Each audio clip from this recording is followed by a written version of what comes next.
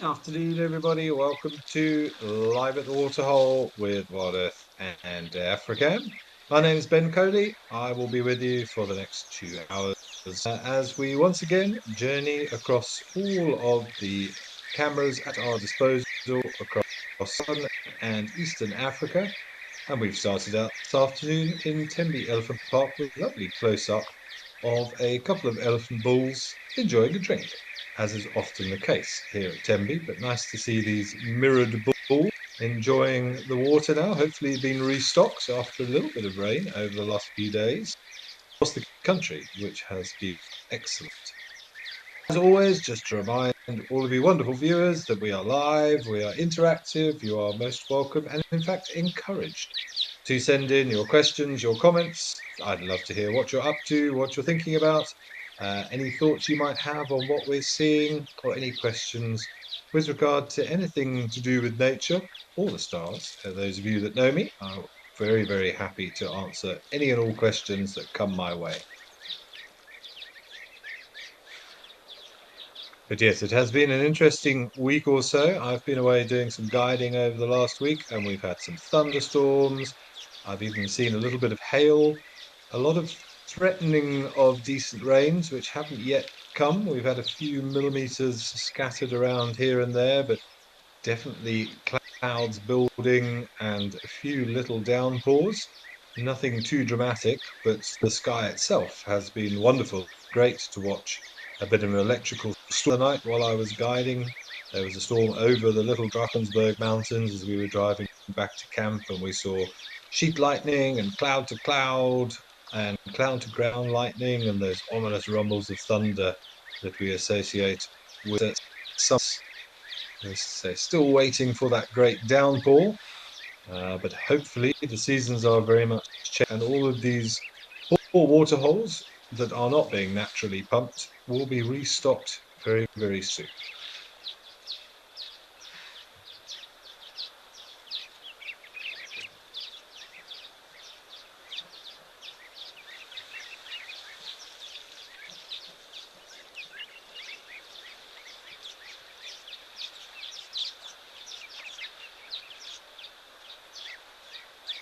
Good morning to you, old punkster. I'm glad that you can join us again, and hopefully we're going to have some wonderful sightings here. You never know what you're going to get, of course, on these cameras, but pretty much about the only place where I'll guarantee you elephants.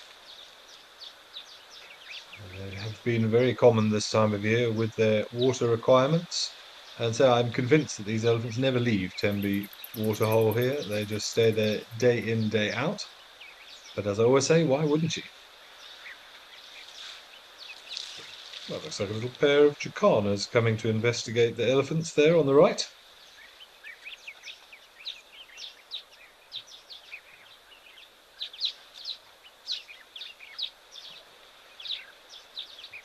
Joshua Drown, from you as well. Thank you for joining us. It is very nice to be back. And so I'm very excited that as of, no, we're not in November yet, but towards late November, I will be hopefully back on screen doing some live safaris at both Mabulla and Juma, if all goes according to plan. It's been quite a while since I've been in the driver's seat in front of the camera, and I'm very much looking forward to actually not seeing everybody, for you to see me, perhaps. But yeah, going to be great to get back to Juba, and I'm very excited to go up to Mabulla. It's been a long time since I've been on Mabulla's game reserve. These slightly different ecosystems and slightly different vegetation type over there in the Waterberg.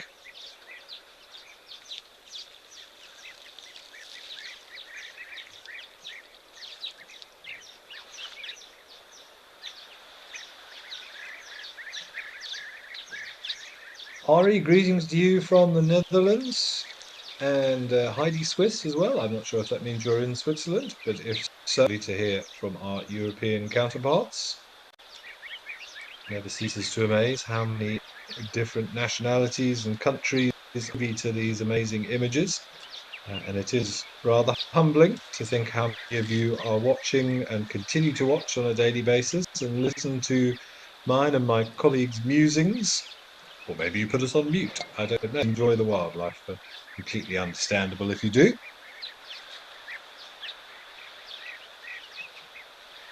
Greetings, honey badger. Well, honey badger will be nice. Saw one in Kruger last week. One just across the road.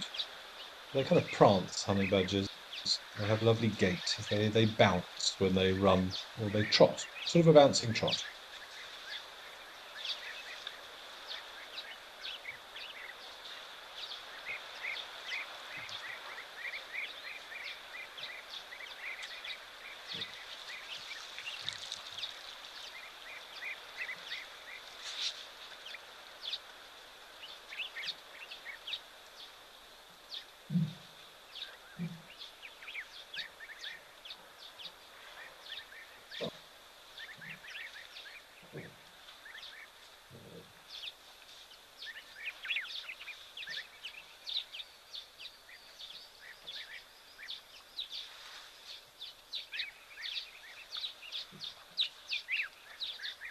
David, you're asking whether Tenby has a record of their biggest tusker. Well, I'm afraid I didn't know off the top of my head, but they do, it seems. His name was Isilo, which is Zulu for king.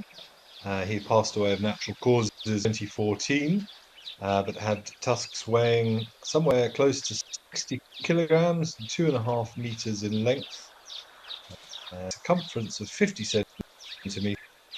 So rather magnificent. There are some pictures of him on Tembi's website, and they do look like a formidable pair of weapons, certainly. So Isilo is the largest tusker on record at 10.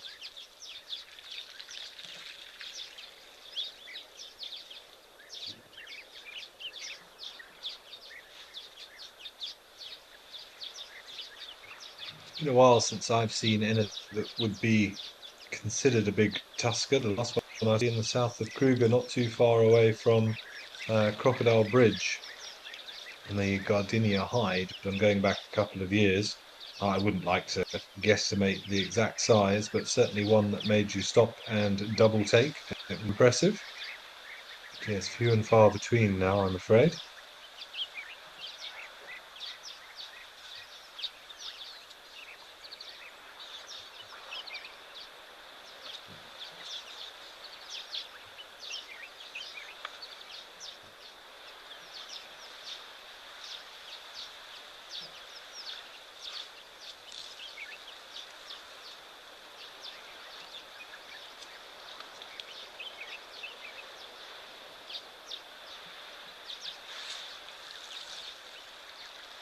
Always nice to see the diversity at Tenby. Always some bird life interspersed amongst these great elephants.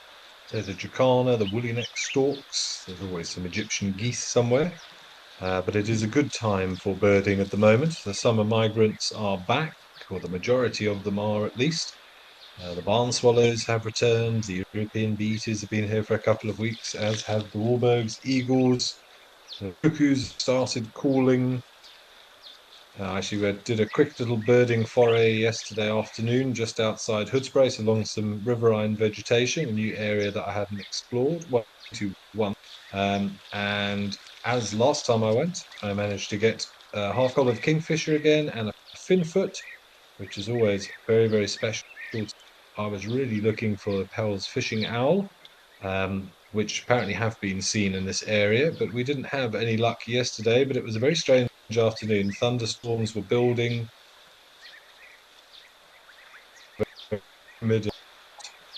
But we still had a good afternoon. Got some nice unusual ones. Saw trumpeter hornbill, juvenile African goshawk, pair of little sparrowhawks, and I annoyingly haven't logged it because I couldn't say for sure, but I'm about 75 sure that I saw a couple of magpie mannequins, which it would have been for me, which is rather annoying that I couldn't then find them again to confirm because I have to see it to be absolutely sure before I can add a lifer to my list.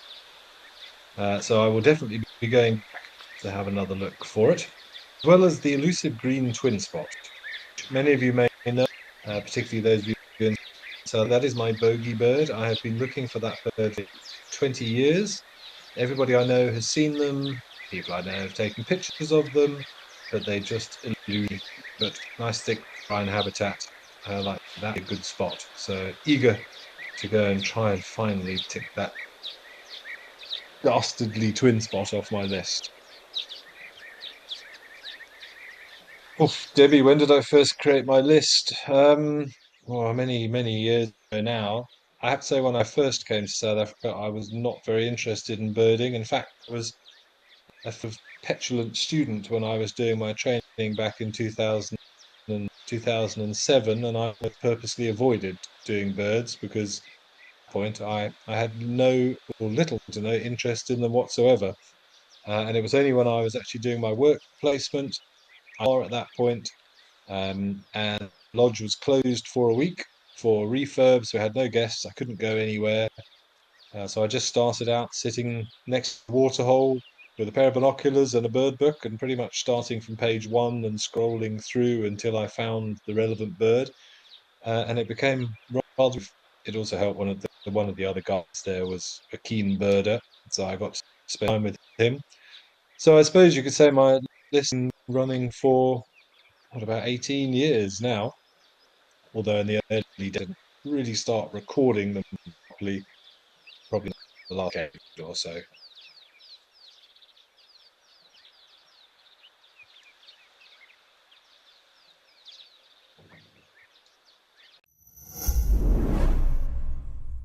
Join me, Andrew Wistenholm, for an indescribable 6-night stay in the beautiful Albany of the Eastern Cape at Amakhala Game Reserve. Now, this trip is going to be action-packed with a lot of storytelling, adventure, as well as the opportunity to make everlasting memories.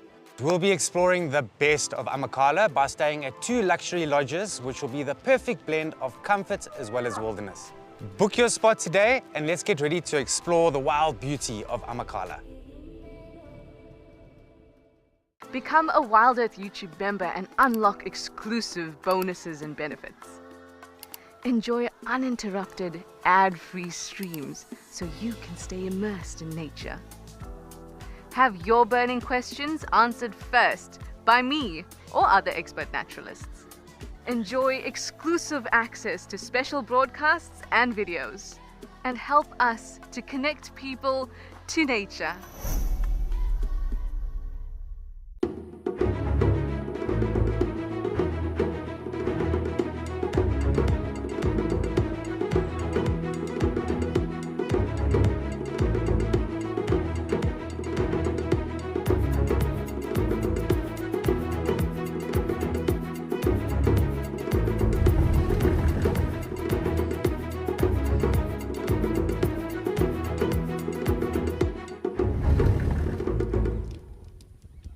Join the Wild Earth Explorers program and connect with a community passionate about wildlife. Support our mission to share authentic wildlife experiences with the world.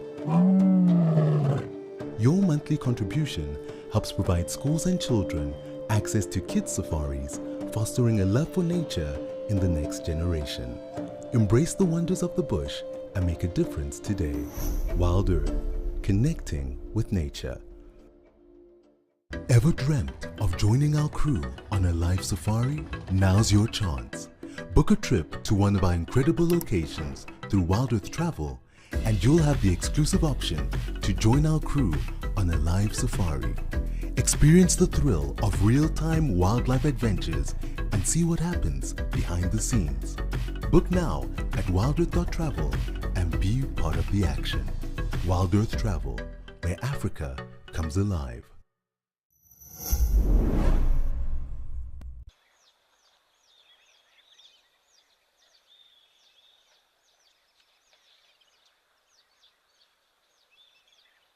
Amanda, I agree.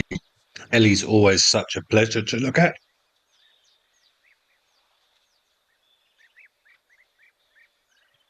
Well, excuse me, everybody. Sorry about that. A little choking incident.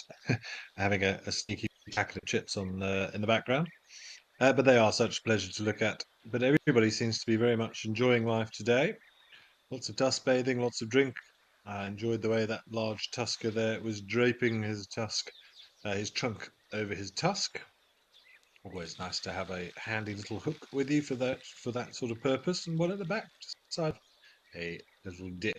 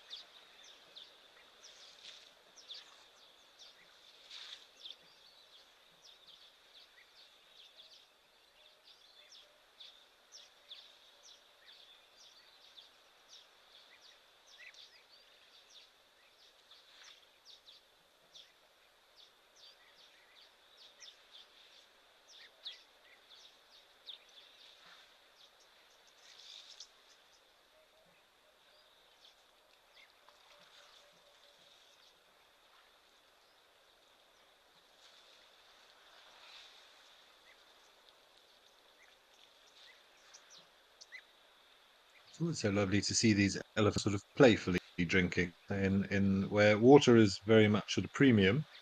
They don't spill a drop.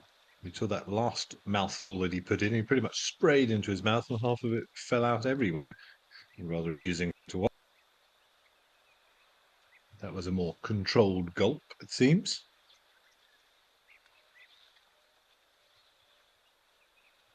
But I'm rather enjoying the pebble dashed effect on the forehead. But I'm just very happy they're going to be getting some more food very, very shortly.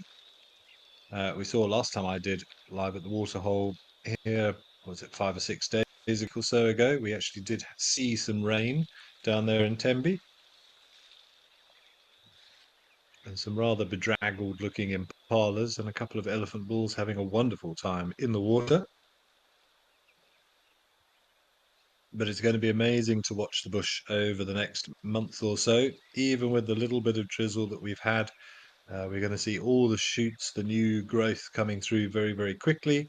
I've already noticed that quite a few of the knobthorns have now started to flower. Of the, I'm going to call them acacias or vachelias or senegalias, as they are now should be termed, have also started to see lots of new growth coming through. It's going to be a wonderful time for the animals soon.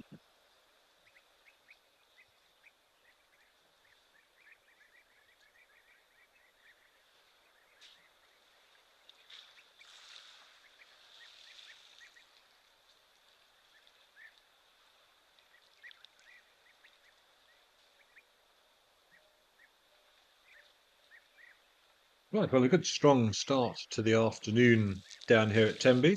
So it's all the way up to the northwest of the country, and go and have a look at Tower Lodge in Madikwe.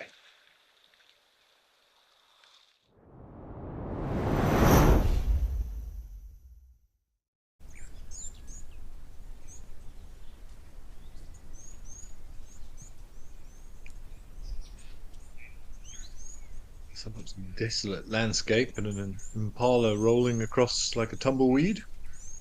I learnt the other day, in fact, the weeds, which we very much associate with North America and Westerns, is actually an alien invasive plant. I can't remember where it came from now, but I assumed that it was a North American thing, but it seems that it wasn't. Or isn't.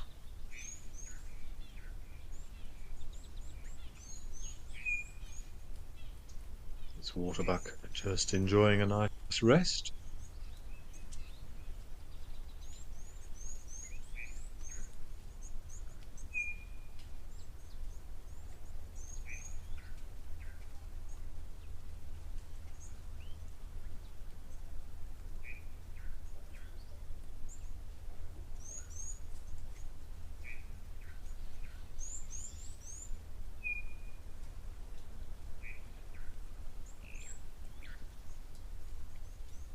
Interesting little gathering of elephants over there. I wonder what is of particular interest there, whether there's a nice mineral in the soil there that they're investigating, or possibly just nap time. You can see this one closest to us just standing there with trunk resting on the ground.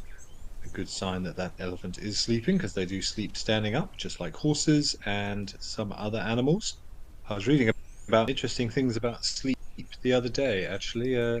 recently discovered that it seems that jumping spiders might dream, or they at least go into REM sleep. They were filming jumping spiders and see that they started to twitch, and their eyes don't move in their sockets. The retinas can actually move around and change the angle so that they can pick up stimuli without moving their heads, just like you or I would move our eyes themselves.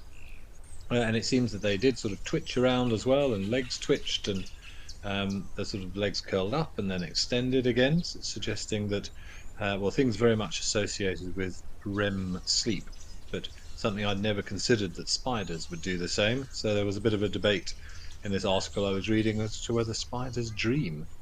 I wonder what a spider's dream would involve. Flies, perhaps.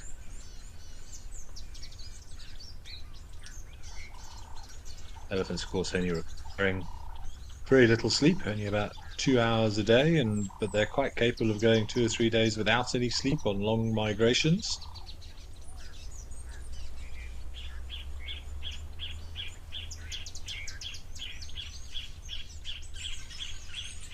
One I read about was then I got sort of lost in the rabbit hole of animals and sleeping and animals and dreams. The chinstrap penguin takes about 10,000 little snoozes for just 1 or 2 at a time throughout the day, giving it quite a few hours of sleep. But yeah, they have micro sleeps for only a few seconds, but repeatedly during the day, which I suppose is a way to keep an eye out for predators. If you can literally just sleep for a couple of seconds or less than a second and do that repeatedly, but still have enough time to do whatever it is that is the reason, that is still up for debate, whether it's to conserve energy or others suggest to help our immune systems and the generation of white blood cells.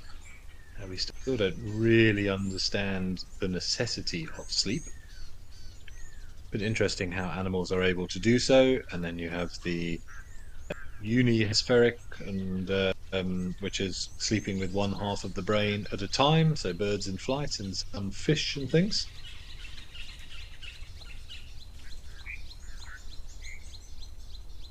Interesting field of research.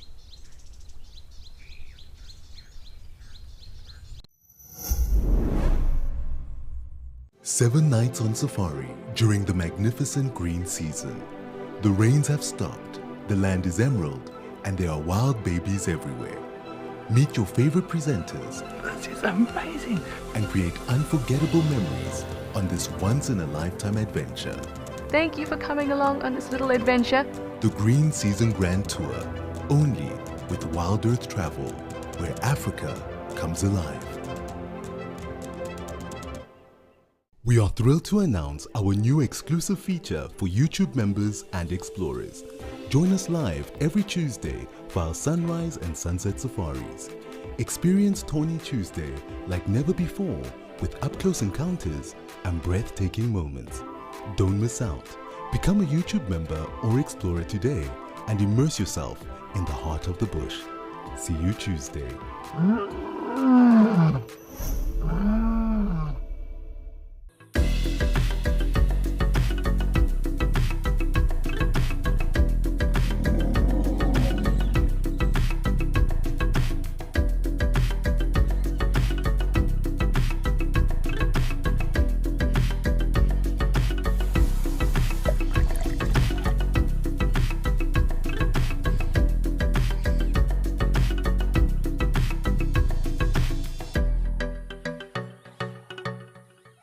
Chatting around a fire is an ancient practice that has connected humanity for centuries, and we want to keep it alive in our modern age. As an explorer, you'll have access to intimate gatherings with our naturalists, fascinating guests, and experts where we share knowledge, insights, and stories around a crackling fire. Rediscover the power of connection. Sign up to be an explorer today and experience the magic of Wild Earth's fireside chats. Are you ready for the adventure of a lifetime? Wild Earth Travel's newsletter is your passport to a magical journey. Explore exclusive travel options featuring special offers at stunning Wild Earth locations and all hosted by your favorite presenters. Don't miss out. Head over to our website and subscribe to the Wild Earth Travel newsletter today and stay in the know on all our unforgettable adventures. Wildwood Travel, where Africa comes alive.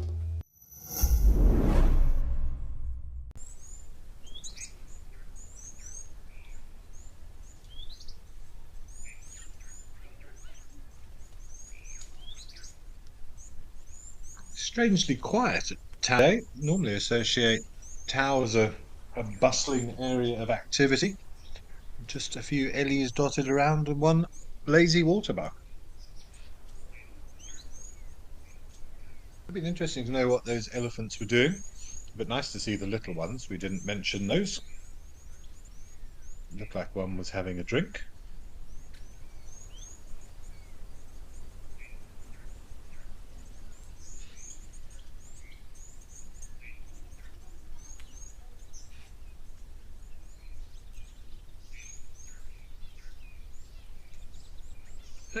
Jenny, I don't know if I've seen any what I would consider crazy elephant encounters with other animals. Obviously, I've seen elephants and lions have a few disputes. I did one day, very unfortunately, not so much witness more than hear because it happened at night time, and generally we try and avoid elephants at night because of their eyes, and they do get a little bit more jumpy in the evening. Um, but there was an interaction between lions and the elephants, and unfortunately, we did lose a lion evening.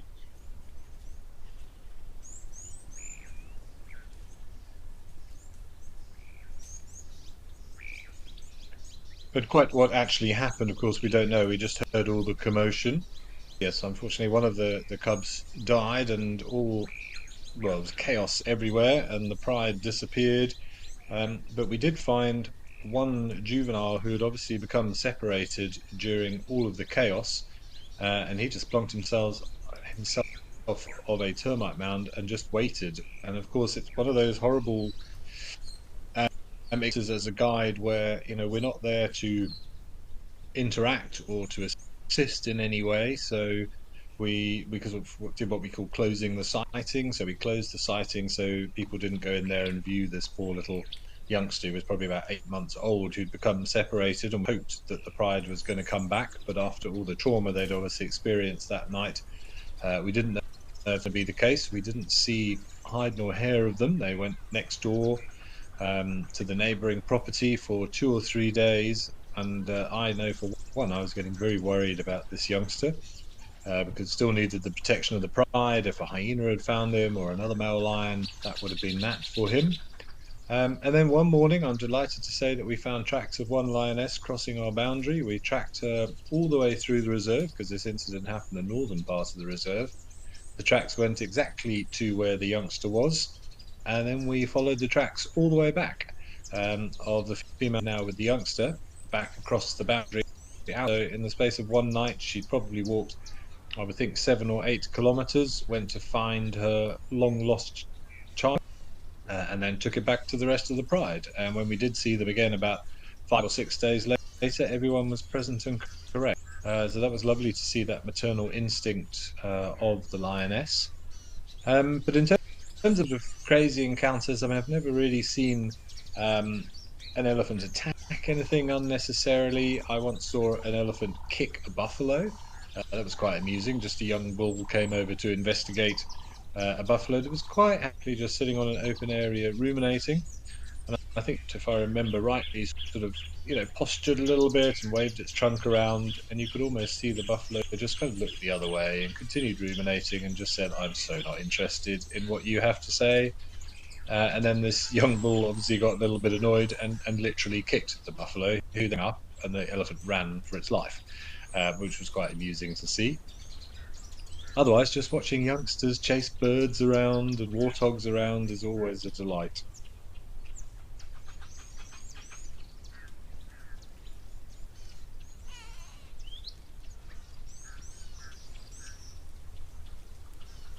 Tony in Watford in England, who've gone back to the tumbleweed, and that you think it originated in Russia. That does sound familiar.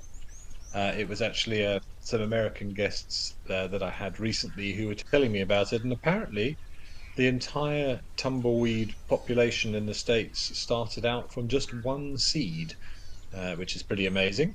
But just shows you what happens when you introduce an alien species to an environment that doesn't have any natural predators or any natural threats. We see it time and time again, from cane toads in Australia to possums in New Zealand. And obviously, we have various issues like the prickly pears in terms of alien vegetation over here in South Africa as well, not to mention many other alien animals. The Indian miners, another one that springs to mind.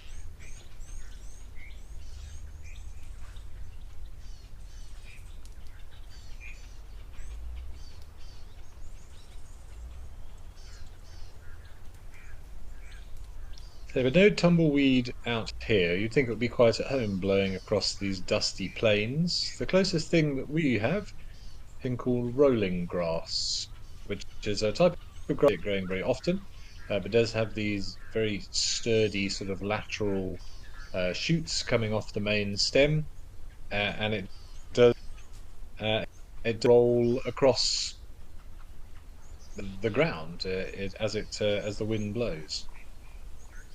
It's just another way of doing seed dispersal.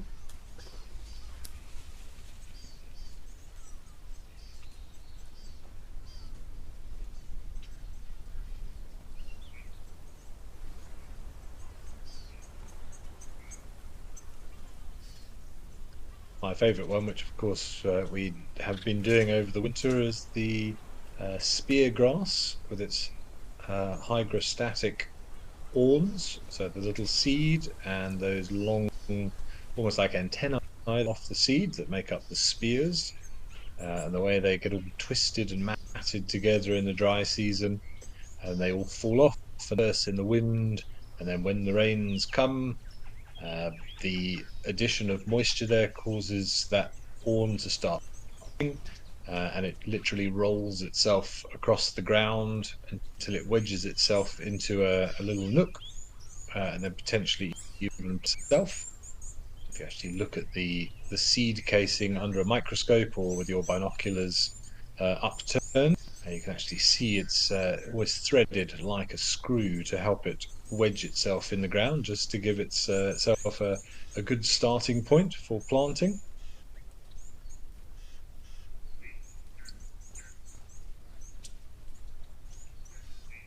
It's an interesting there. That bull came up and looked rather intimidating at the one in the water, who reacted, and now everybody seems to be fine again.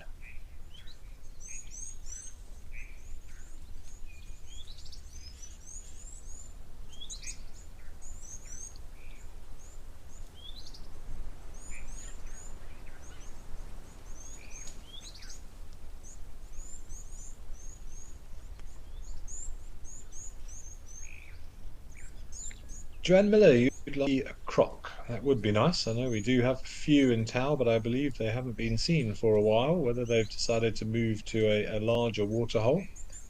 But I'm sure if our zoomies spot a croc, we can have a close-up look at it. Another animal that sleeps with one half of the brain at a time, always keeping one eye open for potential danger or food.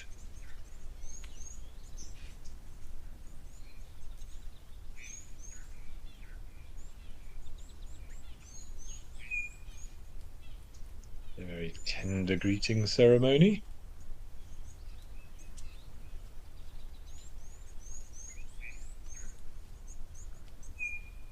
Lovely to see that little baby in the background, hiding behind these two bulls.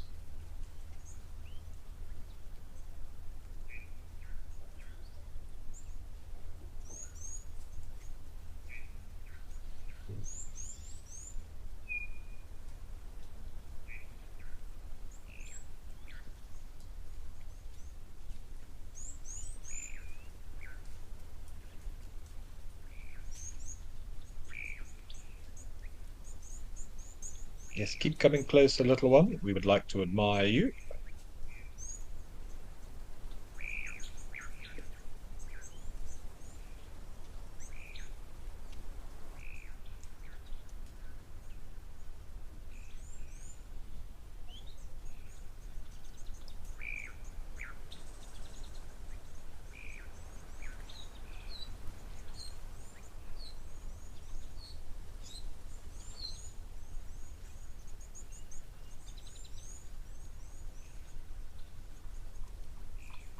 those legs going twice as fast as the adult just to keep up.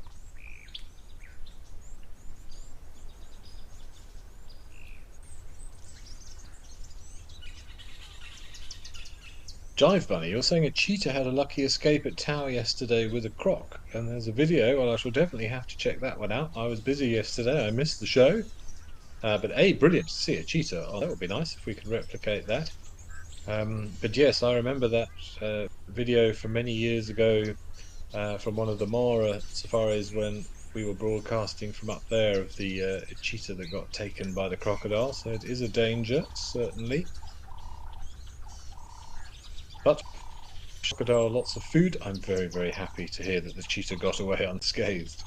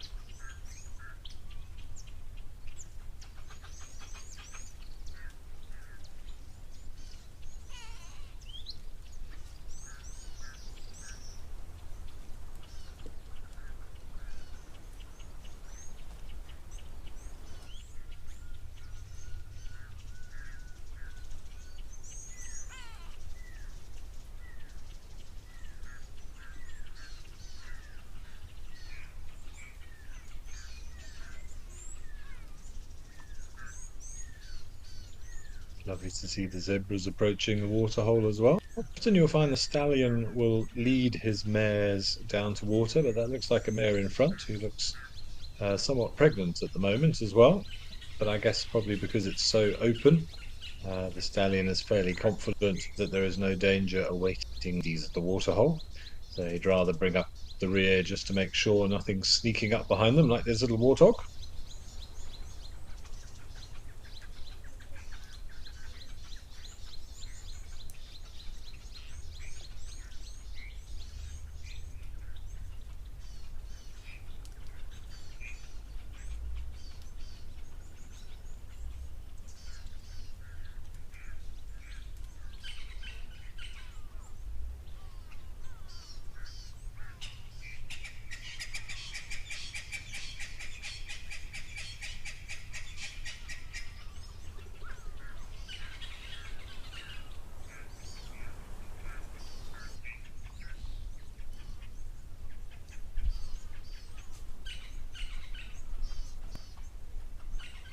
I think that's the stallion on the right, just keeping a wary eye open.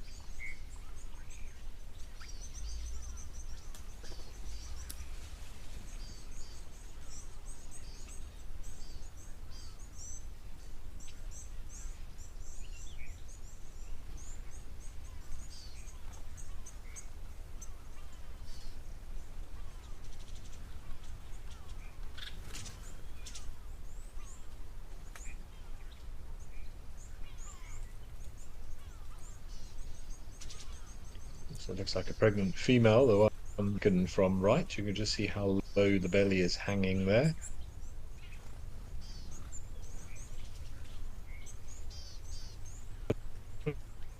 Are a little bit more contrasty. The black is a bit blacker, the white is a bit whiter, and the stripe pattern just seems a bit more obvious in stallions.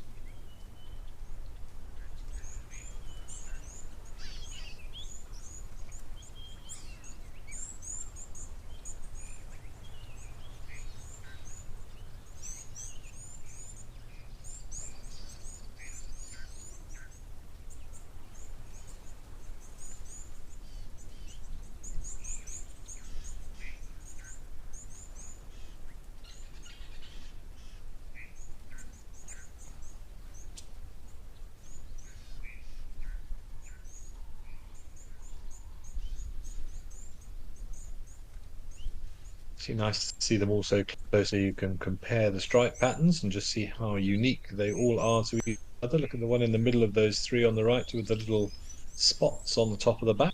That's a nice feature. and some very distinct shadow stripes on that individual.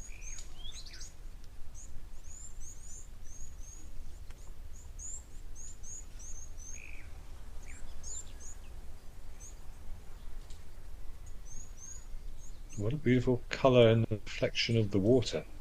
Almost looks like sunset.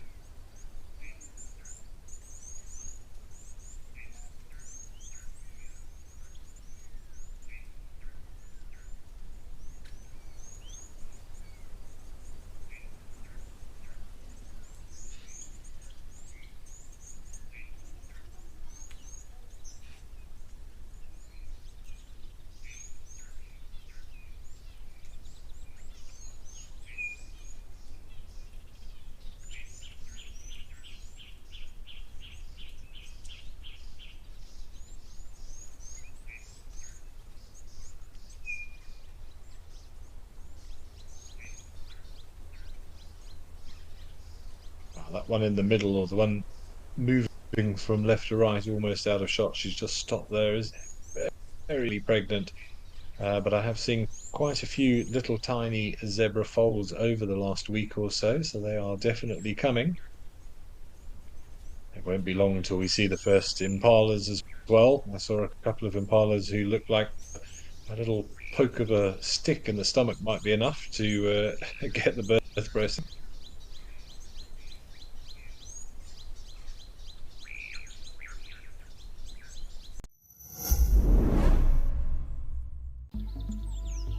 Join Wild Earth presenter Amy Krantz for an unforgettable 5-night adventure at Mabulag Private Game Reserve.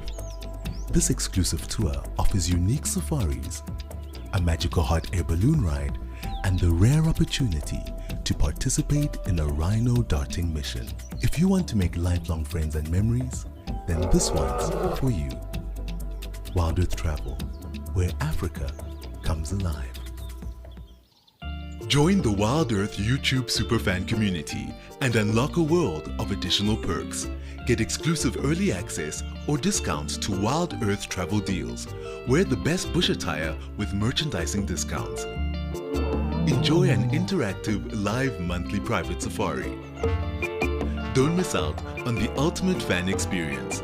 Join the YouTube superfan community today.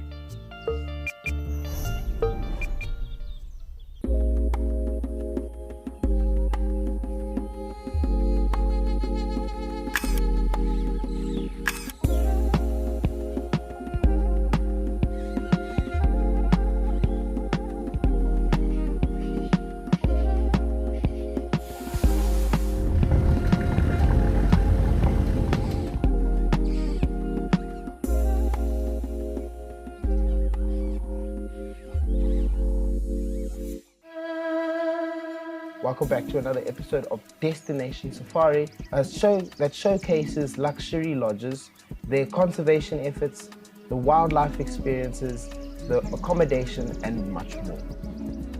We will be covering a lodge tucked away in a little valley surrounded by indigenous thicket that is Bukela Lodge.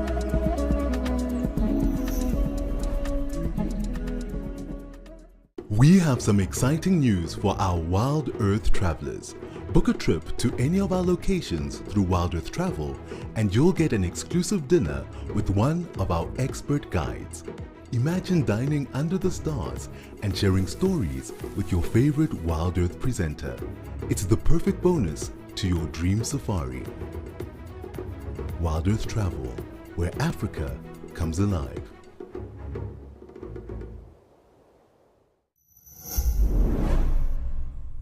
Over the feathers, the same as which many birds will use that uropygial gland to oil the feathers. That powder down has some good antibacterial properties, just all designed to keep the feathers nice and clean. But looks like in this situation we're just doing some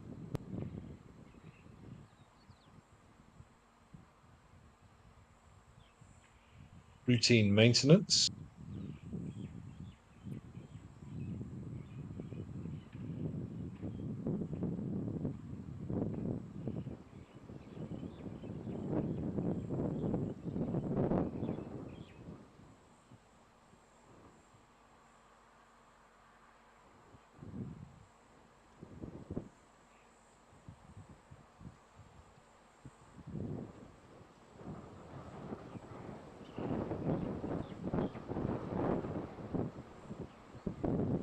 If you ever see a heron sort of scratching at its chest with its feet, it has this adapted toe, which is designed to break down those feathers and then can transport that powder across the rest of the feathers.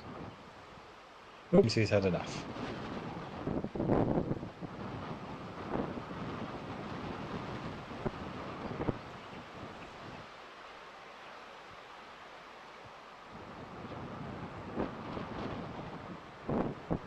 It was beautiful heavens, I agree.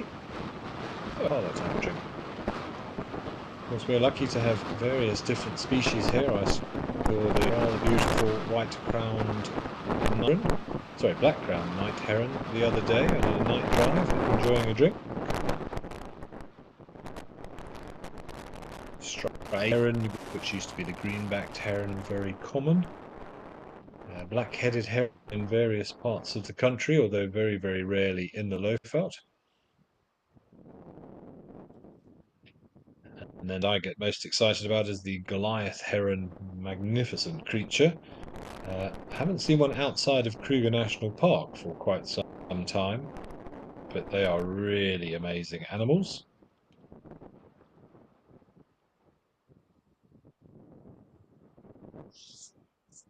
And then black heron, which we used to see, where was it? It was up at Victoria Falls, although I don't think we've seen him for a while. And that amazing hunting they have of bringing their wings out and sort of enclosing them in front of their bodies like a cape, a Batman impression, just to remove the glare of the sun on the water, so he or she can more easily see the little fishes.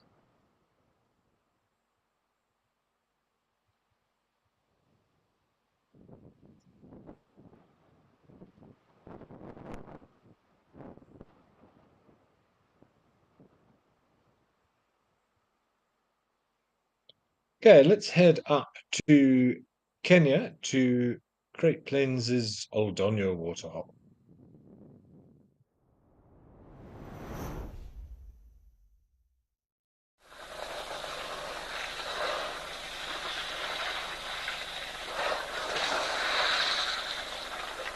Typical scene of some elephants having a drink and the other animals waiting patiently for opportunity.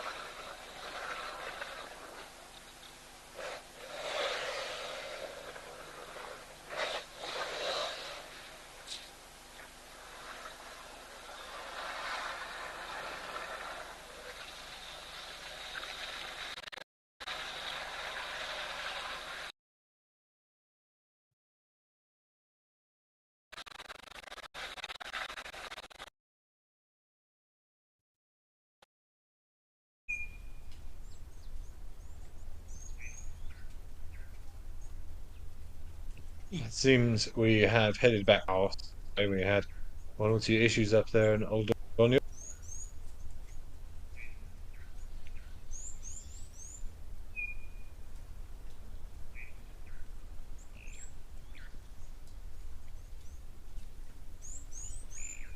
Elephants swaying in the wind.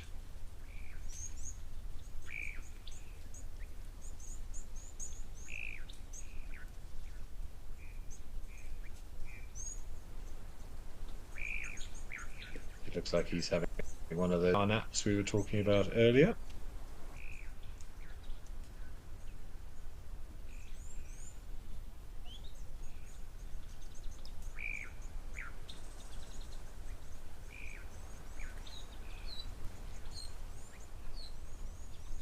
Or a zebra had a roll. Lovely.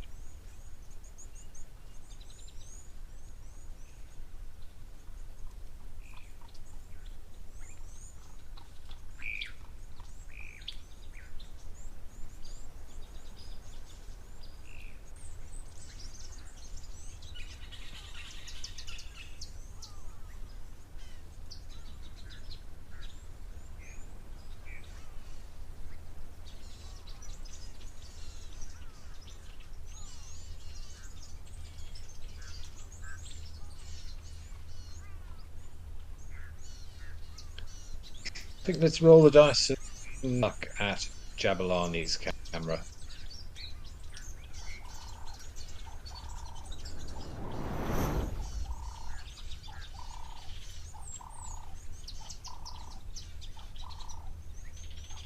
Ah, it's a little pool party.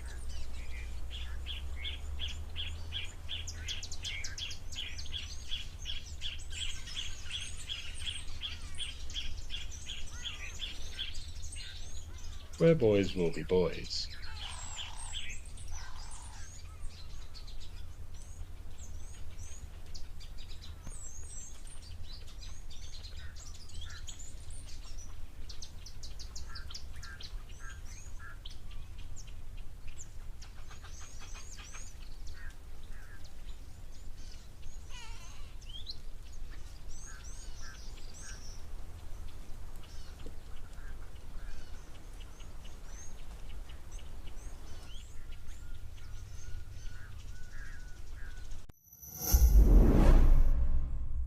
Would you like to see the awesome sight of Africa's biggest tuskers in the shadow of ancient Mount Kilimanjaro? Or a pride of 20 lions hunting in the grasslands of the Masai Mara? Join me, James Hendry, on the unique Kenyan adventure to Amboseli and the Mara. There are only 6 places on this unforgettable safari in May 2025. Wild Earth Travel, where Africa comes alive. Every guide in Africa has been on an endless quest for the ultimate bush wear. Until now. Rugged Wear has a huge range of amazing bush gear for every wild situation. In the midday heat, those chilly winter mornings, in the storms of summer. Rugged Wear has the bush kit for every wild occasion. Locally made in South Africa, crafted with precision, stitched with quality.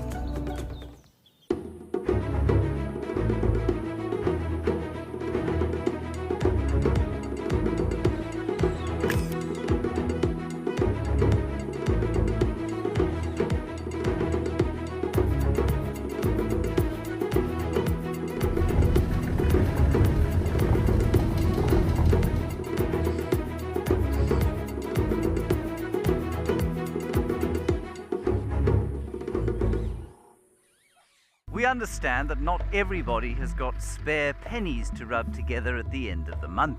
We're introducing an initiative called Gift an Explorer. So that those with lots of pennies can gift a Wild Earth Explorer access to those with fewer. We're aiming for 250 gifts, but the more the merrier. You can nominate a recipient or keep it anonymous. It's a great way to share the Wild Earth mission with other nature lovers around the world. Ever dreamt of joining our crew on a live safari? Now's your chance. Book a trip to one of our incredible locations through Wild Earth Travel, and you'll have the exclusive option to join our crew on a live safari. Experience the thrill of real-time wildlife adventures and see what happens behind the scenes. Book now at wildearth.travel and be part of the action. Wild Earth Travel, where Africa comes alive. Succumb to a perfect death, it has to be said, from an emotional perspective, is quite difficult to watch. Always, it depends on the animal that is doing the killing and the animal that is being killed as to how they react. The nice thing about leopards and things, of course, is that they tend to choke out their prey first, and it's all quite a quiet thing. But if lions take out a warthog, is the worst one. The noise that those warthogs, the squeals, I'll never forget that. It was the first kill that I ever witnessed, and to watch about 5 lions ripping apart the warthog and the noises it was making. I mean, I think nightmares about that. It's pretty horrific. This one's doing a proper face plant in the water. So yeah, it's one of those things. It's an amazing thing in terms of being a part of that circle of life, but it's not as easy as a lot of people think that it might be.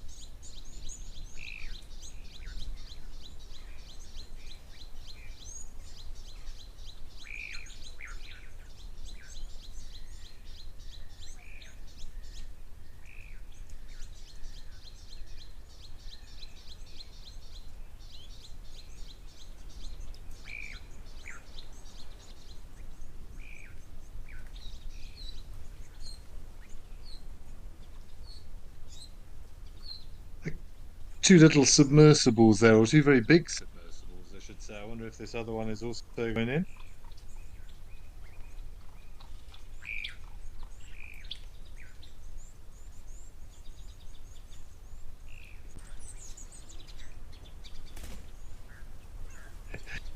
Where their feet just stick up in the air. We've had their little trunks moving around like periscopes. Not often you see this, actually. Elephant full on swimming. I don't get to see it very often, even out on drives. Normally come down for a drink and then move on. So during the heat of the day, probably more prevalent. Obviously, we're generally out mornings and afternoons where there is feeding to be done.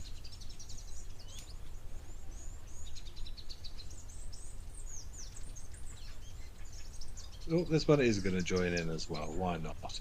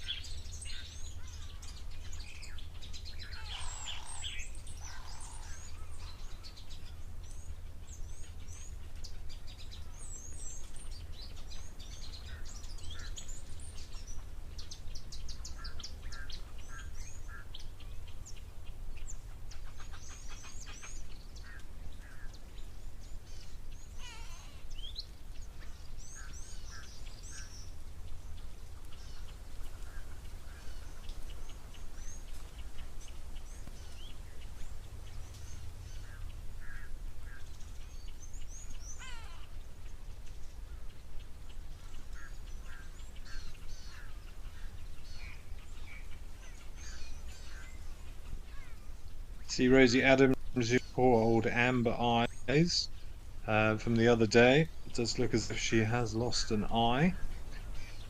Yeah, such a shame.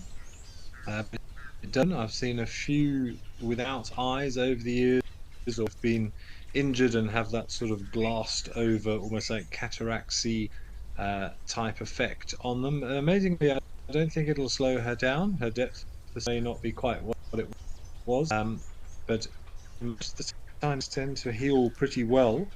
And hopefully, with the support of the pride around her, also helping with the hunting, she'll still be able to get enough food. I'm not sure if we know exactly how it happened. It's pretty nasty. I saw one leopard have its eye injured. He got a claw in a scuffle with another male. Next few weeks, it completely sort of glassed over. And so he learnt or had to change his hunting strategy and became much more of an ambush predator as opposed to anything else. Just lie on the top of termite mounds and wait for warthogs to come in and out. But that was very nice to watch those elephants. I think if they are still around, we're going to go up to Lentora in Kenya for loading.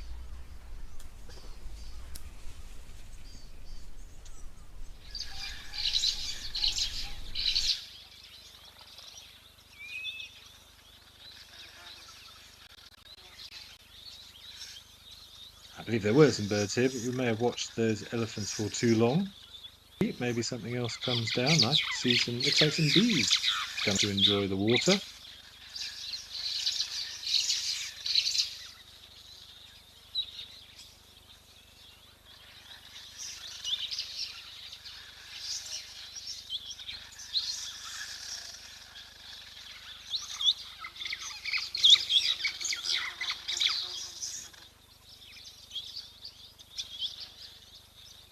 Come on, little birdies, where are you?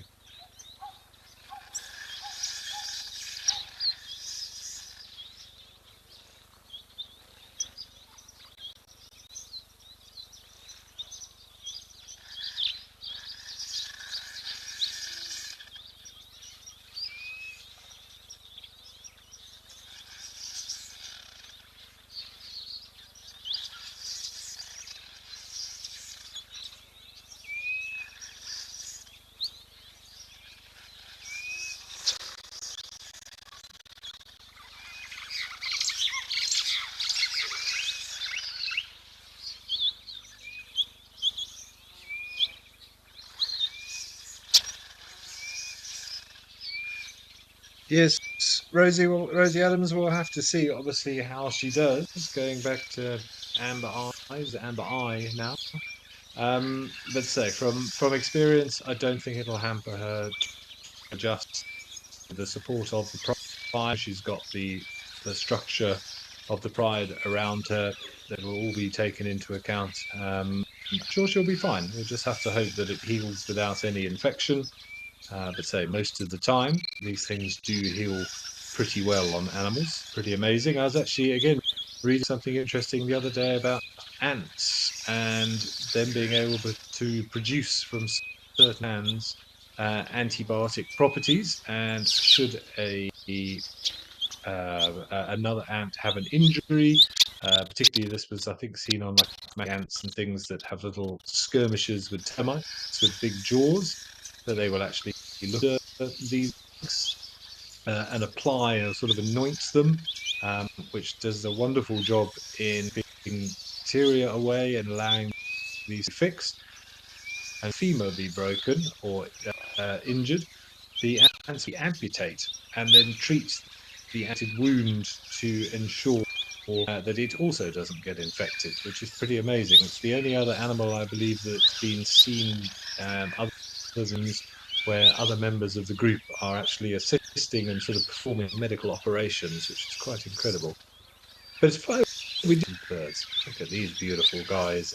They certainly look like Jameson's firefinches to me, with that very, very red head. Other possibility is red-billed firefinch. I'm just trying to get a close enough look. But such is the redness of the head, I'm assuming James.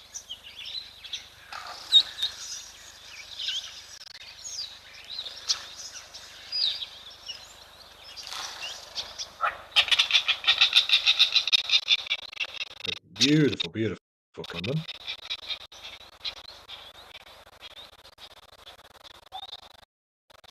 Again, I will happily admit that my knowledge of birds is not as good as it is in southern Africa, certainly.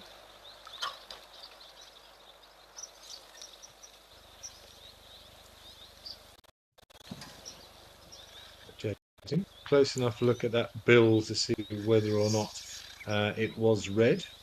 And so the red bills usually have sort of a yellow eye ring as well.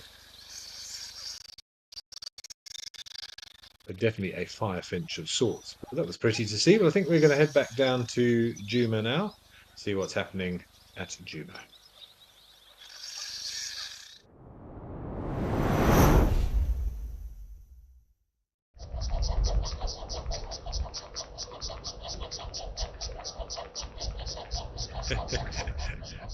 A family of warthogs.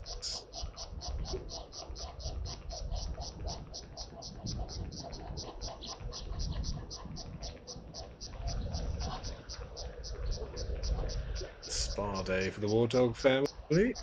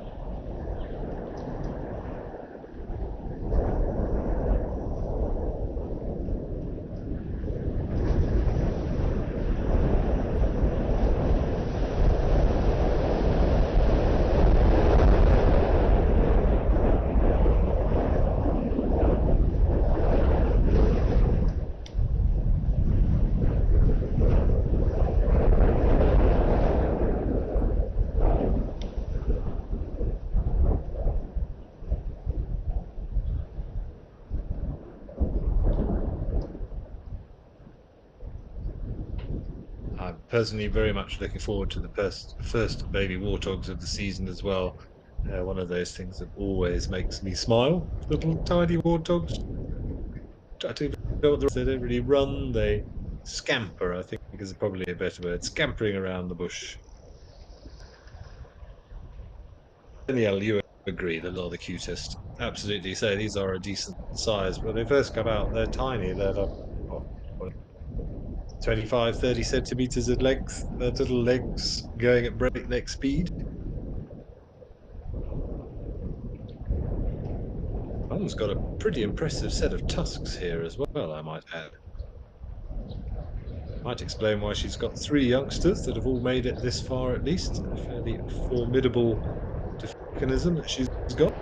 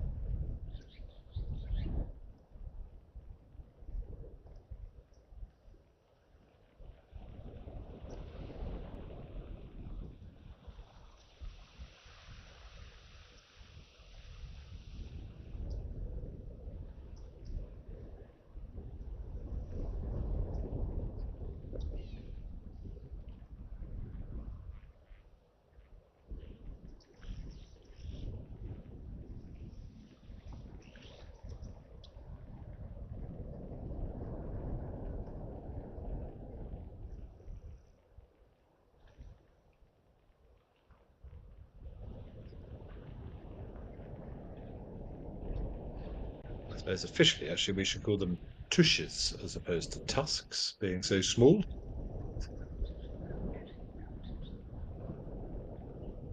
Nice to see some birds coming down along with others. I should also add that I saw my first back starling of the season yesterday as well, which is one of my favourite birds. That incredible deep purple iridescence that they have. I often ask what's my favourite bird. It's impossible to go on one, but that one is always there. So we've got a couple of glossy starlings off to the right.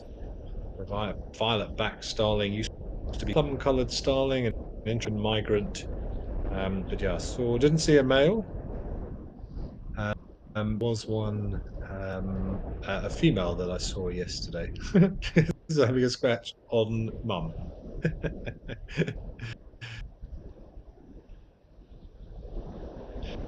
Warthogs are so comical. I love them.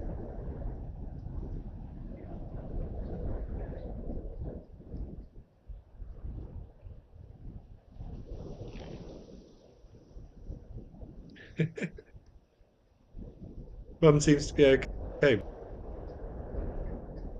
Is that really?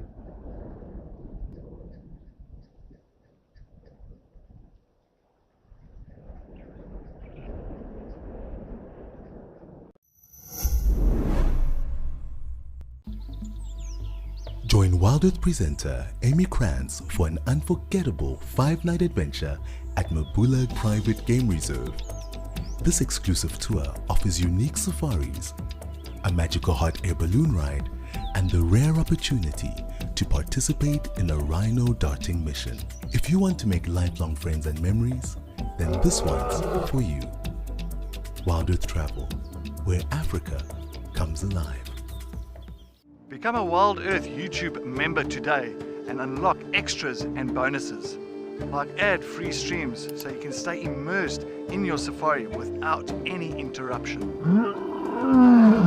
Have your burning questions answered first by me or other expert naturalists. Join now to avoid missing out on these amazing benefits. Help us connect people to nature.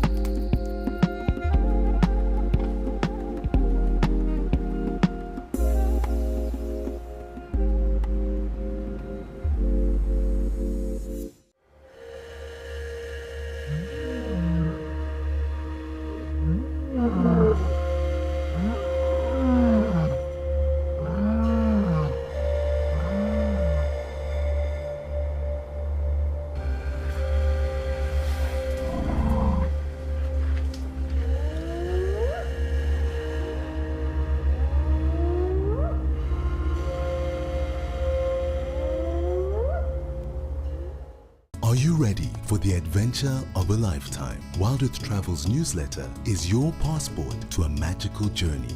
Explore exclusive travel options featuring special offers at stunning Wild Earth locations and all hosted by your favorite presenters. Don't miss out. Head over to our website and subscribe to the Wild Earth Travel newsletter today and stay in the know on all our unforgettable adventures. Wild Earth Travel, where Africa comes alive.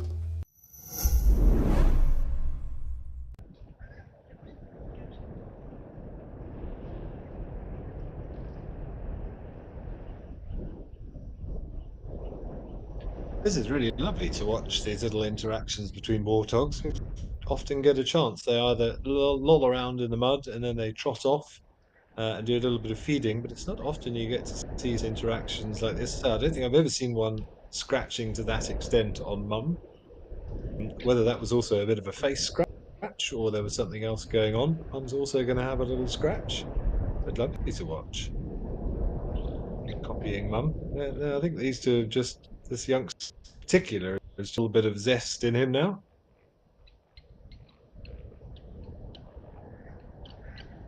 It does look like a young boy with that extra little, just see that little protrusion above the tush or the tush.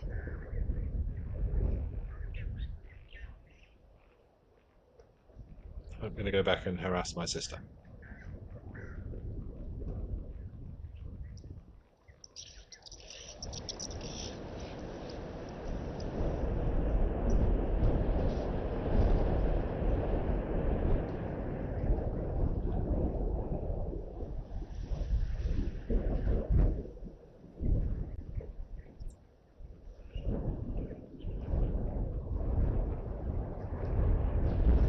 You can see the wind rustling through the grass there. Not sure if there is officially rain forecast for this afternoon. I just want to check for where I am.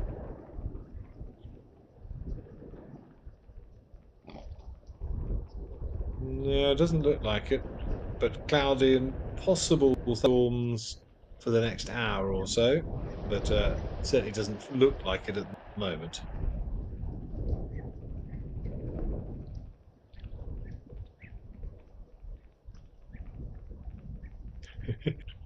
Hide behind Mum. Good plan.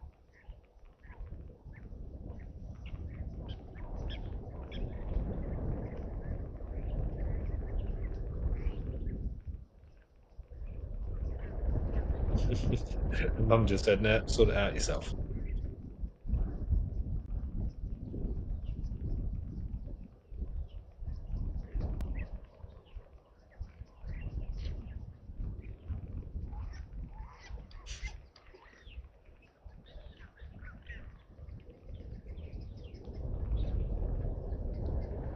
You?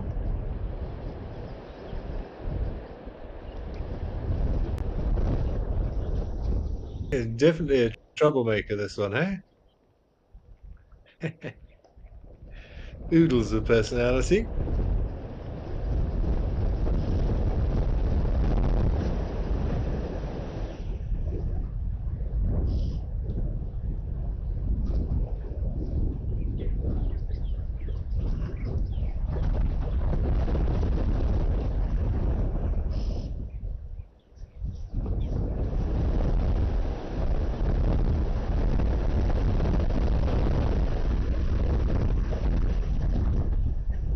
You're right, Mercedes-Benz. Yeah, that water is even lower than it was last time I saw it as well. It's I've never seen Juma Dam so low. So let's hope that all of this almost rain actually arrives. We need a nice big deluge. But say what we often get here is a storm with sort of 40, 50 mils, and then it all slowly dries up and everything sort of washes away. What we really need is hours and hours of continuous drizzle. That would do the bush a world of good. See the wind certainly picking up, so maybe change in air pressure, possibly bringing in some stormy weather. Let's cross fingers. Okay, well, that was wonderful to see. I thoroughly enjoyed that little warthog interaction. I think we're going to head back up to Lentore again and see what's at the waterhole there.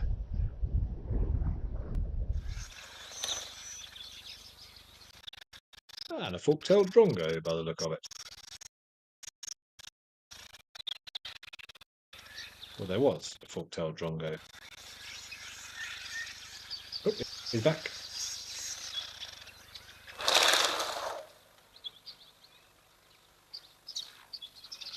Hugely intelligent birds, these, of course. An ability to mimic. Particularly pearl-spotted owls they like to mimic, I've noticed.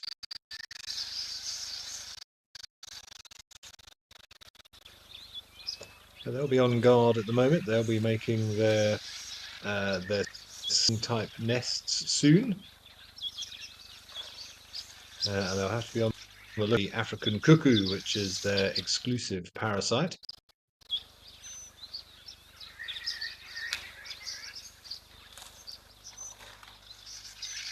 What's that in the background? European bee eater or something? Or a European roller in the background? I want to see. Or are you a lovebird type?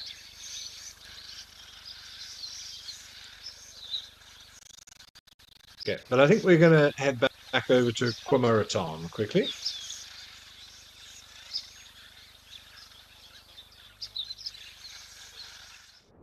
Or maybe we can stay with this drongo. No, we're going to go to Kwamaraton.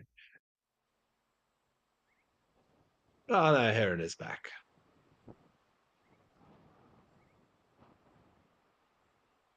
Also swaying in the breeze.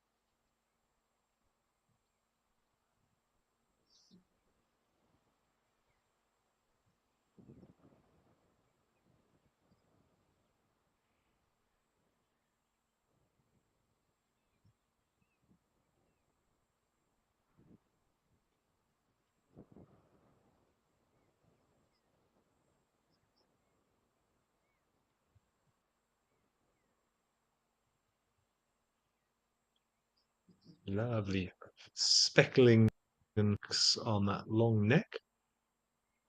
It's quite nice. He's almost facing straight at the camera when himself up. His head and beak almost completely disappears.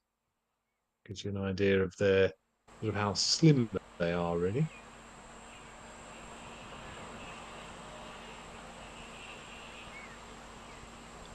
Very sturdy legs. They're much bigger feet than you tend to give them credit for, but just helps them not to sink in the mud.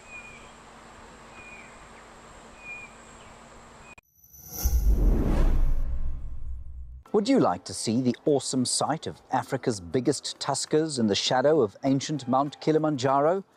Or a pride of 20 lions hunting in the grasslands of the Masai Mara? Join me, James Hendry, on the unique Kenyan adventure to Amboseli and the Mara. There are only 6 places on this unforgettable safari in May 2025. Wild Earth Travel, where Africa comes alive. At Peridot Optics, we're enthusiasts, explorers, and advocates for unparalleled visual experiences. Our journey is a passion for the outdoors and a commitment to enhancing how you see the world by providing cutting-edge sporting optics personalized for you, your lodge, your business, or your best friend. Use the promo code seen on screen at the checkout to get your discount today. We are committed to creating high-quality optical products that deliver clear, immersive views, fostering a deeper connection with nature.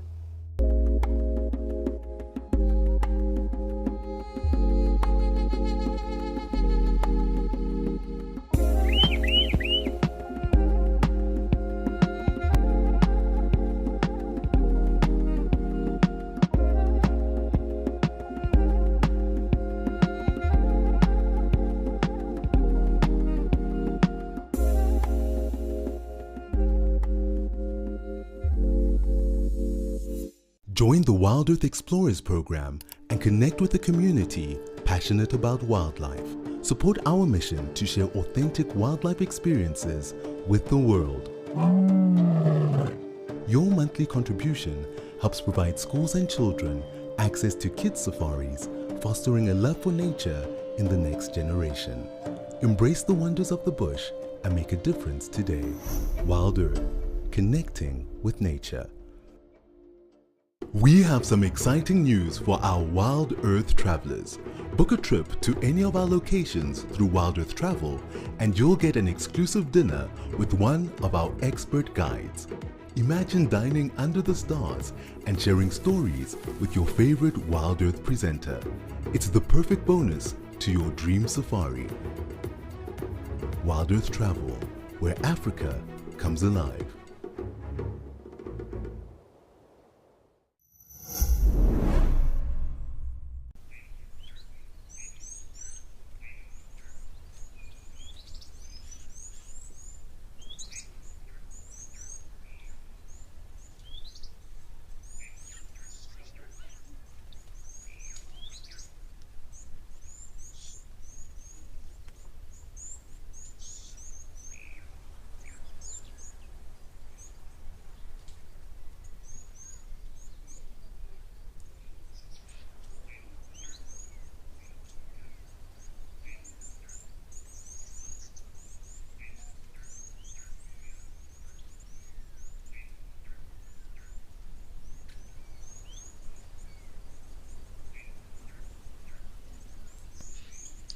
Okay, I think we're going to head back over to Juma quickly.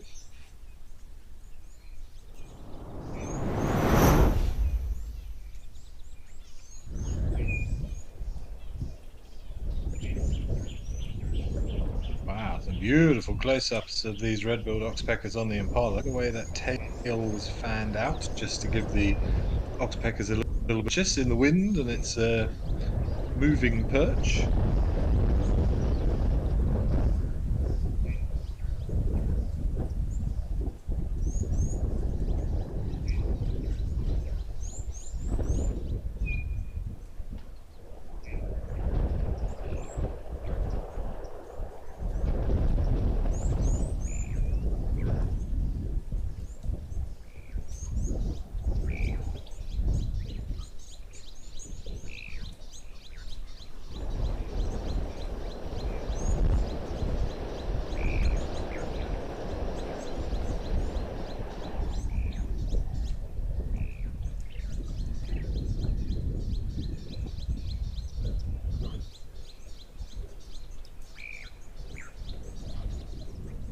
And some kudus at Gary Dam now. Warthogs, kudus, impalas. But yeah, look at the wind through the area there. Worry leaves that don't get shed in the winter. Evergreen trees, if that's the right word for them, but some deciduous.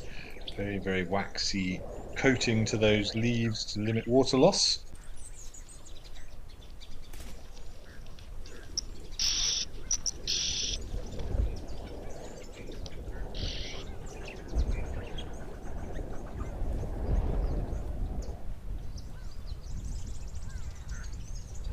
Not quite keep up with the kudu. Come on, catching her up again.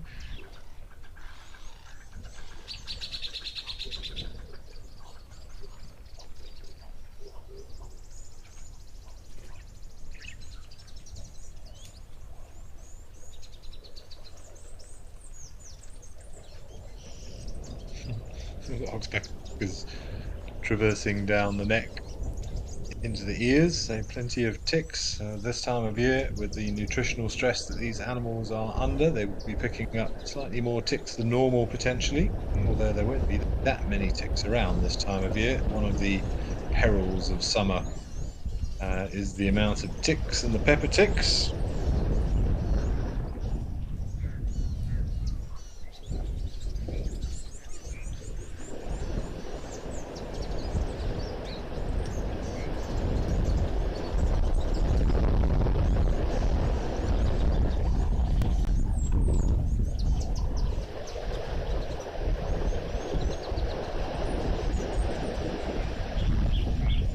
Really hear the wind now.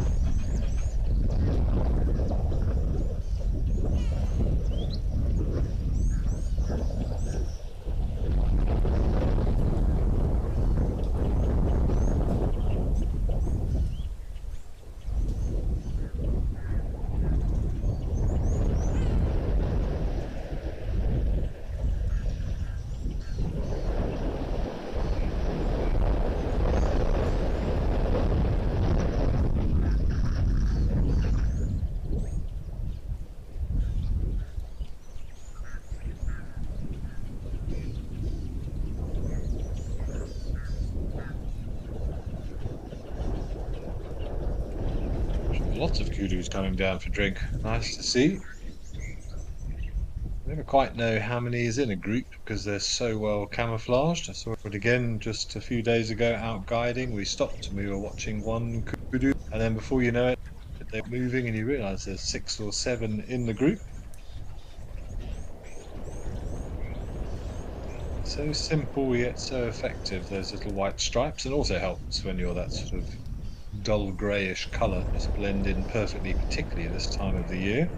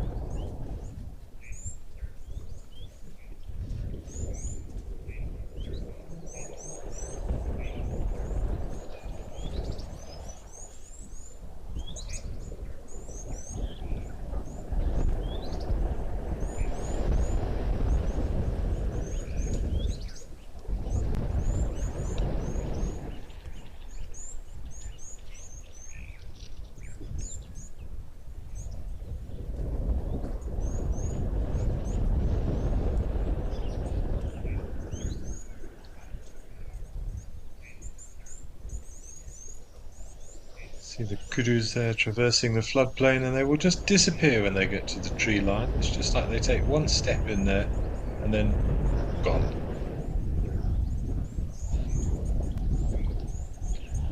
Hopefully we'll see a nice bull at some point.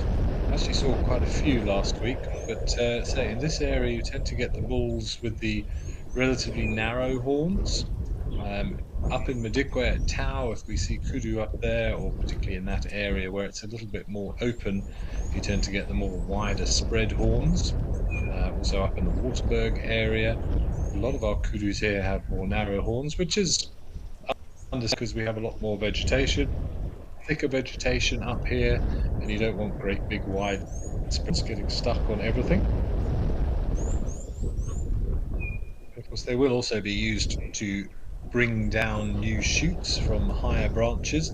I actually saw when I was guiding last week something I don't know if I've ever actually seen before, which was a female giraffe who was feeding on a tree. I can't remember what it was now off the top of my head, but the only branches that had any leaves were just out of her reach, which reaching up, using her tongue like a lasso, just being able to get part of the branch in her mouth was actually manipulating her head and actually snapping branches so that they would then hang down so she could reach the leaves. I don't think I've ever actually witnessed a giraffe sort of snapping branches almost in the way that an elephant would do to reach the upper branches. That was rather clever. But that's what we love about the bush. You never know what you're going to see. And at the moment, with such as the nutritional stress the animals are under, it's a good idea to be adaptable and find ways to reach that food which is just out of reach, potentially be life-saving.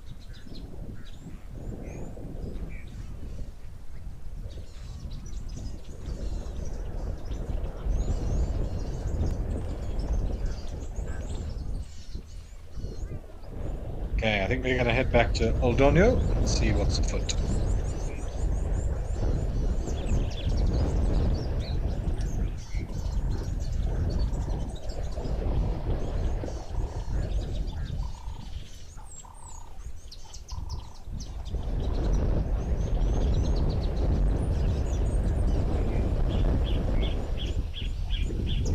And maybe we'll stay at Juba a little while longer. You can see the camera blowing in the breeze. No, we'll stay at Juba a little while longer. But nice to see kudu out in the oak. Of course, they're not getting much moisture from what they're eating now, so they do have to take the opportunity to come down for drinks. But of course, in and around the dam, even though it is drying up, there's plenty of underground water along that drainage line system. You can see this tree here growing out of the termite mound, some next to it. So those trees have also got access to a little bit more nutrients than some of the surrounding areas of vegetation, taking advantage of all that activity under the ground. Rosie Adams, you're worried about the waterholes getting stuck in the mud. Well, so far so good, but so am I. Yes, I've seen it happen before, and it's horrible. At least if Mum's there, she might be able to help them out. But it doesn't mean the mud is too, what's a good word for it, too stodgy around there at the dam. But yes, I have seen it before. Warthogs, Inyalas, Impalas can all get stuck in that mud just when things start to dry out. So we will cross fingers that that does not happen.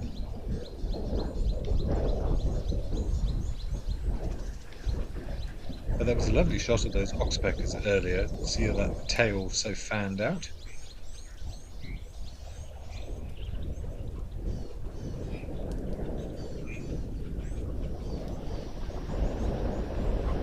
Okay, let's head back up to Madikwe and Tau.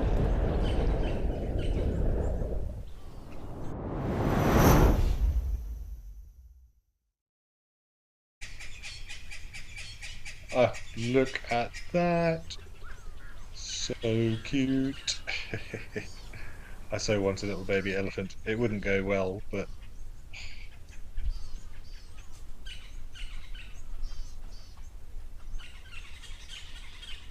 just the sweetest little things.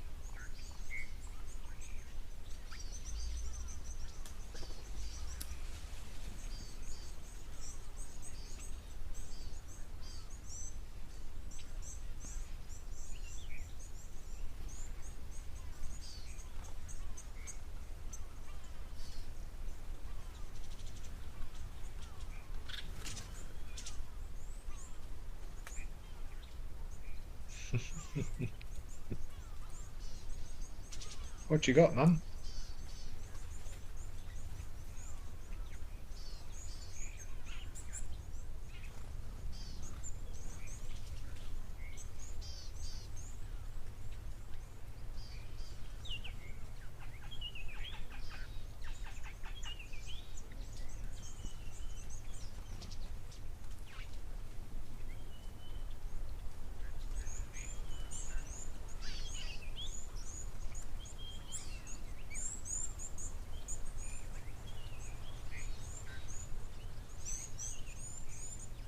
How close staying to Mum, weaving in and out of those legs, using Mum a bit like an umbrella for the sun.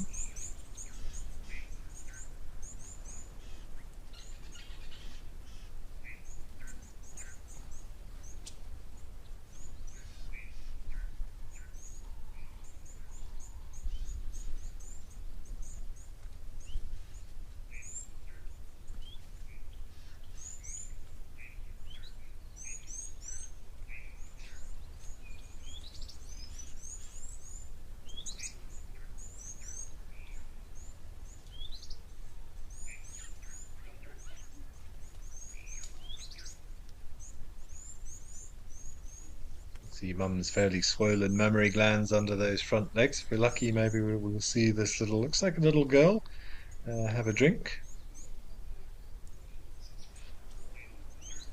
Oh, that's just adorable.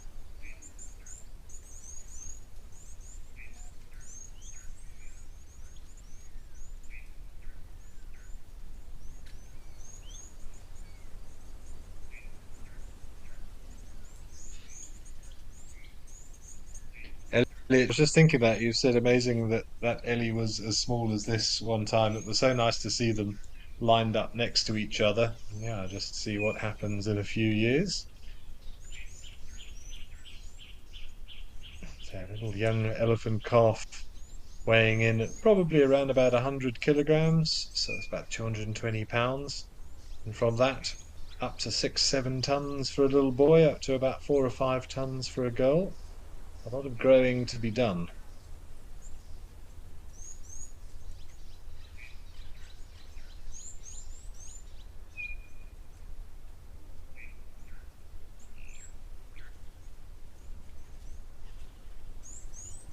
Oop.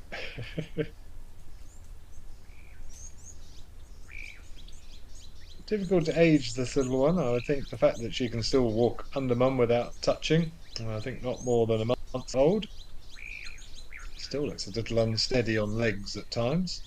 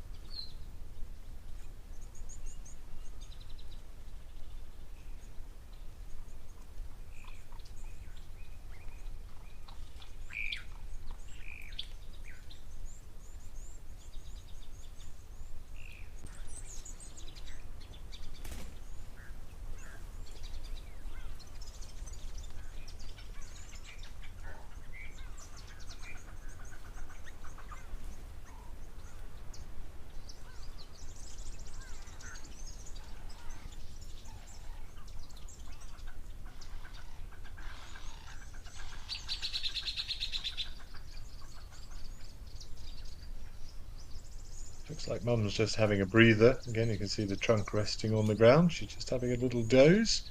Surprised when they do it so out in the open. You often see them in the shade of a tree at least. But we've seen a couple of them here at town, possibly just taking advantage of the fact that she can see any potential danger coming out in an exposed area like this.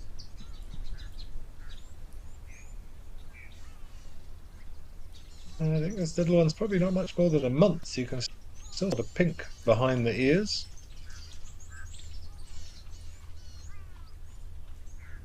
But that is pretty much the safest place you could possibly be, little one. No one's going to mess with you there.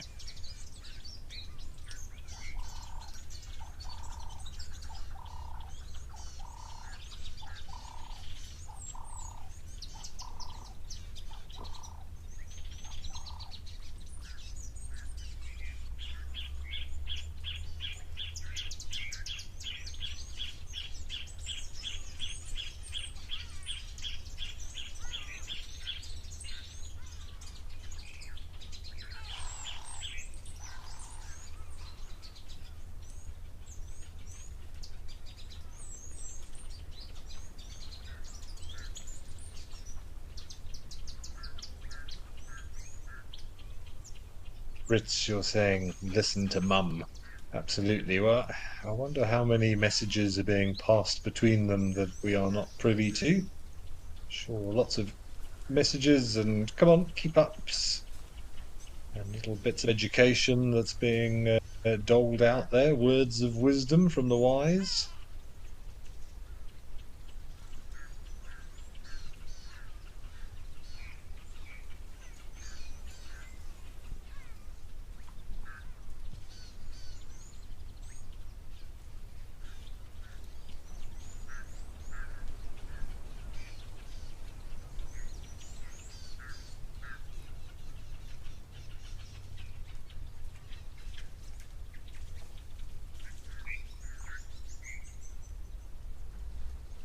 Strange to see her so isolated from wherever the rest of the herd is.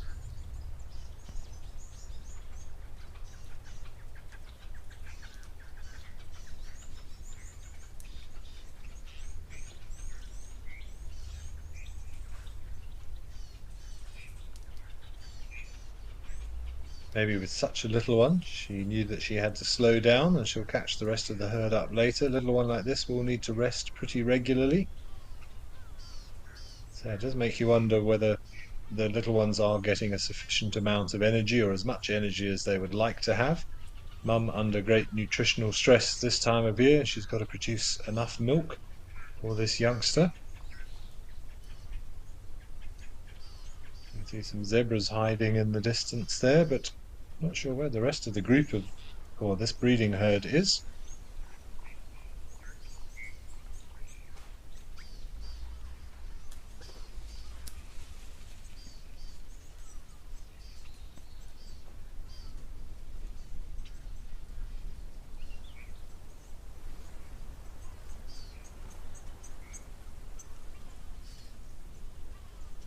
It must be a sensory overload at this age.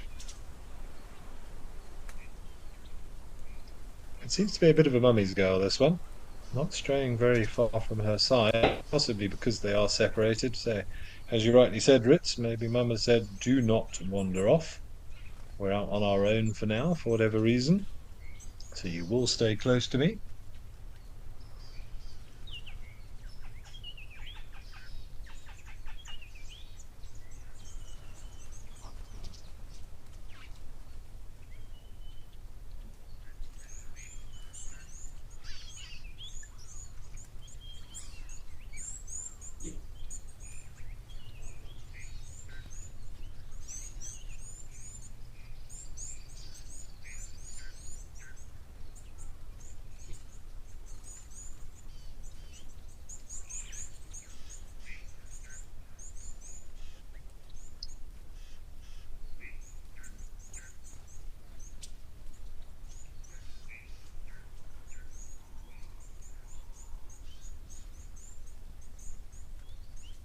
Currently doing a brilliant job of hiding behind Mum's front leg.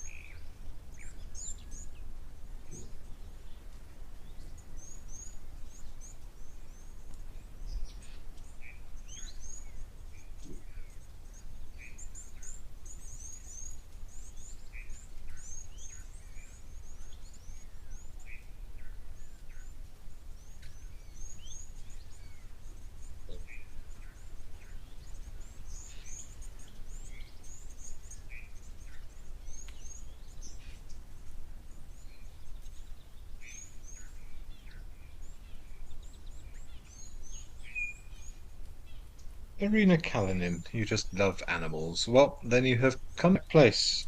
Irina, that is what we do here. Animals from the biggest all the way down to the smallest. It was lovely to do a little bit of birding up at Lentoria with those firefinches of one description or another. Right, there we are up to some of these beautiful ellies. We've had zebras, we've had wildebeest, we've had so that beautiful heron at Komaraton. Some nice diversity today. Waterbuck we've seen, the impala, the kudu. I think for me, other than this little one, I'm really hoping that it decides to get out from in front of mum's. Oh dear. It's sleepy time. Highlighters. Oh look. Come on, little one, are you okay?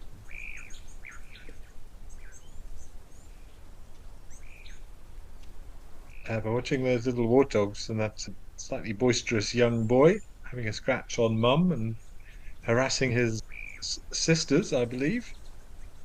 But this is just too cute. I think maybe this elephant is on her own. So that little one, I think, possibly struggling a little bit, very, very young, needing to rest, maybe a little bit left behind from the herd.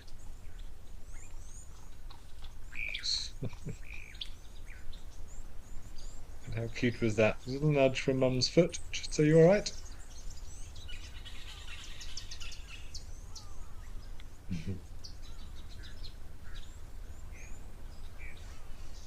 Oh.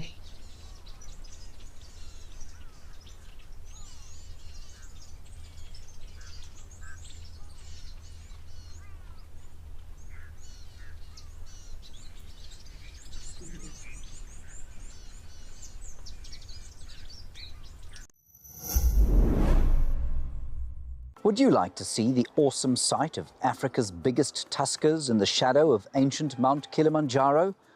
Or a pride of 20 lions hunting in the grasslands of the Masai Mara? Join me, James Hendry, on the unique Kenyan adventure to Amboseli and the Mara. There are only 6 places on this unforgettable safari in May 2025. Wild Earth Travel, where Africa comes alive. Become a Wild Earth YouTube member and unlock exclusive bonuses and benefits. Enjoy uninterrupted, ad-free streams so you can stay immersed in nature. Have your burning questions answered first by me or other expert naturalists. Enjoy exclusive access to special broadcasts and videos. And help us to connect people to nature.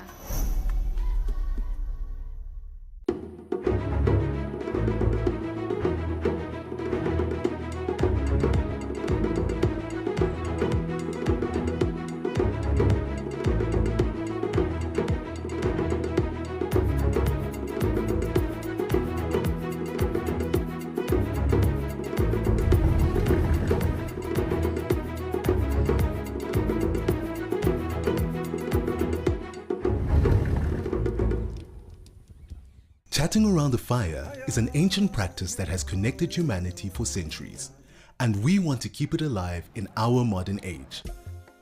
As an explorer, you'll have access to intimate gatherings with our naturalists, fascinating guests, and experts where we share knowledge, insights, and stories around a crackling fire. Rediscover the power of connection.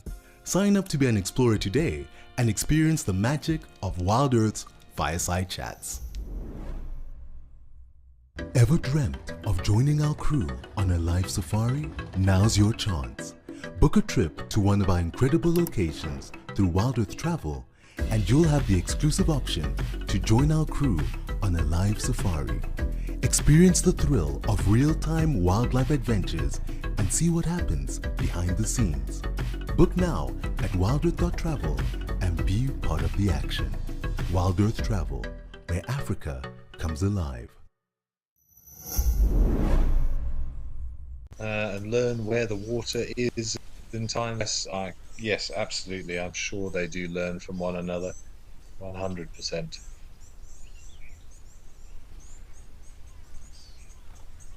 Well, these wildebeest look as if they're having a bit of a lie down now. Let's head back to Tembe and catch up with our Ellies there.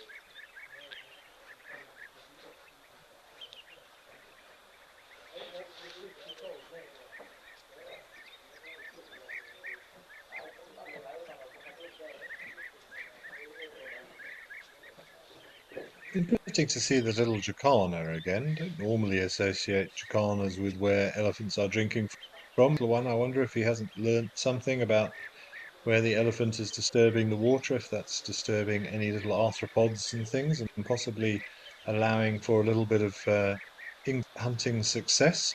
That would be a good example of learnt behavior as well. So we see it all the time in things like egrets and the drongo that we saw briefly. But certainly something that I've ever heard about was jacanas utilizing the movement of other animals to benefit their own feeding strategies. That would be an interesting thing to look into.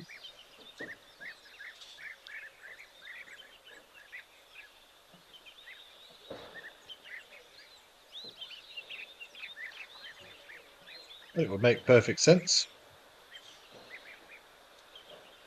So those drongos are so clever. When I was working in the Sabi Sands, we used to go off-road into sightings. We'd often have a fork-tailed drongo following the Land Rover in, feasting on the things that we disturbed, moths and crickets and grasshoppers that would get out of the way. Even had one come down and take a grasshopper off somebody's shirt whilst we were sitting in a sighting.